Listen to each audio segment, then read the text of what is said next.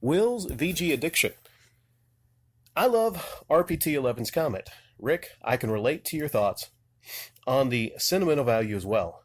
I have played Xbox 360 off a generator in Iraq.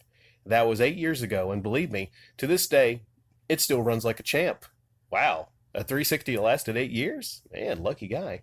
My Alienware laptop was not so lucky. Overpriced Alienware. Crap! Rick, the things you said about how you hold on to some things as mementos is very relatable. I became a video game collector basically for that reason. There was a time when it was all expendable to me. I would trade in all the old stuff for credit on new stuff, no big deal. At some point in my late teens, as my siblings and I began to drift off and do our own things, I started becoming really sentimental about the games we used to play together. One of the big events that steered me towards collecting games was when my father was having some sort of midlife crisis and just up and disappeared for a while. He was living with his girlfriend at the time, and she called me up and said she was going to throw his things away, and if I wanted to have anything to come and get it. Naturally, I rushed over to save the video games I could. I went and picked up all the NES, SNES, Sega Genesis, and Sega CD stuff he was holding on to.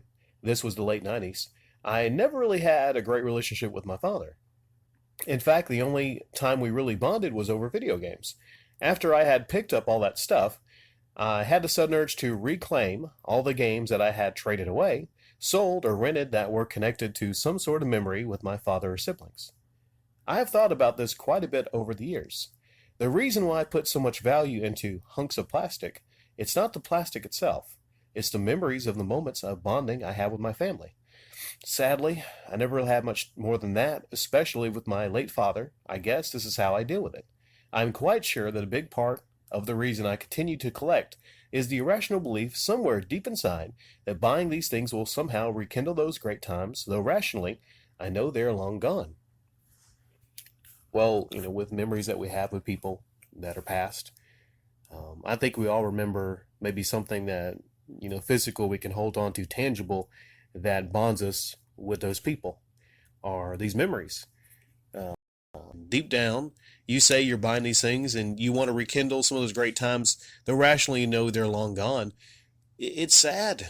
It is sad that, life passes and we collect these things because we try to connect ourselves back to those happy times.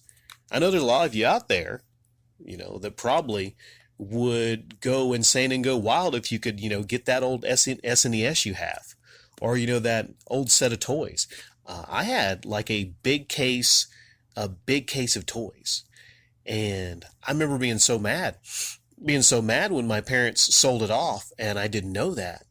And they said to me, like, you're far beyond, these toys now. Look at you. You got a girlfriend now. You're far beyond this. But I was mad, not because I wanted to play with the toys anymore, but because they were part of my past, And if I came across that big blue suitcase full of toys, I would buy it again in a heartbeat, I think I still have like maybe, a couple that maybe weren't sold off and everything, around here. But, that excitement that you get when you go to maybe like an old house you live, or, you go somewhere and you find something you used to have and you're holding on to it and you're like, huh, I remember this.